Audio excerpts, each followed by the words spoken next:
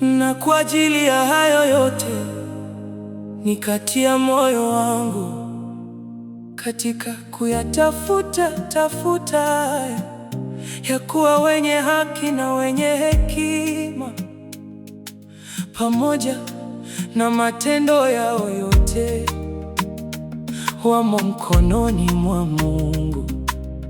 Kwamba ni pendo au kwamba ni chuki, mwanadamu hajui.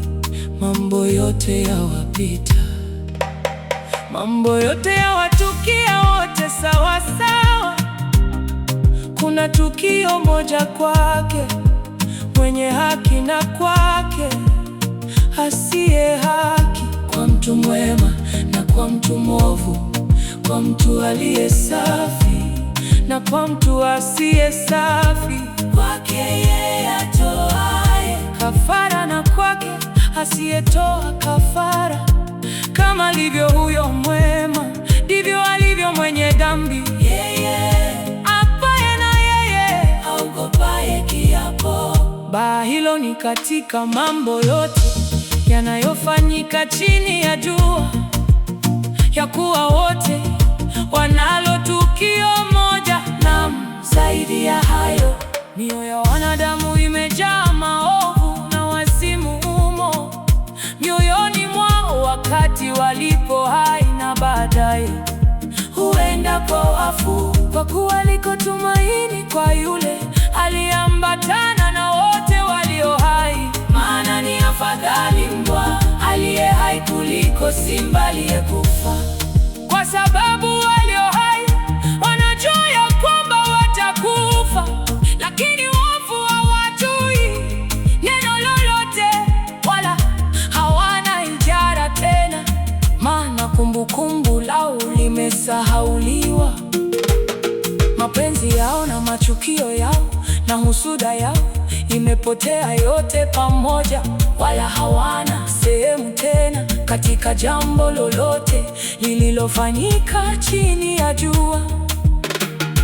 Wewe nenda zako, ule chakula chako kwa furaha, unywe mvinyo yako kwa moyo wa kuchangamka, kwa kuwa Mungu amekwisha kuzikubali kazi zako.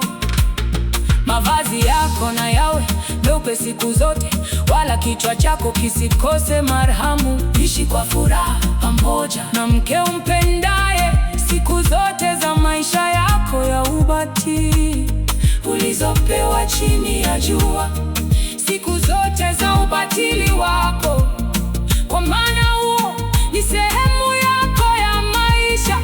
Na katika tabu zako ulizozitaabika chini ya jua, lolote mkono wako utakalolipata kulifanya, ulifanye kwa nguvu zako, kwa kuwa kuna kazi wala shauri wala maarifa wala hekima huko kuzimu endako wewe. Nikarudi na kuona chini ya jua ya kwamba si wenye mbio washindao katika michezo, wala si walio hodari washindao vitani, wala si wenye hekima wapatao chakula, wala si watu wa ufahamu wapatao mali, wala wenye ustadi wapatao upendeleo, lakini wakati na bahati huwapata wote. Maana mwanadamu naye hajui wakati wake, kama samaki wanaokamatwa katika nyavu mbaya, na mfano wa ndege wanaonaswa mtegoni, kadhalika wanadamu unaswa katika wakati mbaya unapoangukia kwa ghafula. Pia nimeona hekima chini ya jua, nayo ni kama hivi tena. Kwangu mimi ilionekana kuwa ni neno kubwa. Palikuwa na mji mdogo na watu ndani yake walikuwa wachache. Akaja mfalme mkuu juu yake, akausuru, akajenga ngome kubwa ili kupiga. Basi kulionekana kumo mtu maskini mwenye hekima, naye kwa hekima yake akauokoa mji ule. Lakini hata hivyo hapakuwa na mtu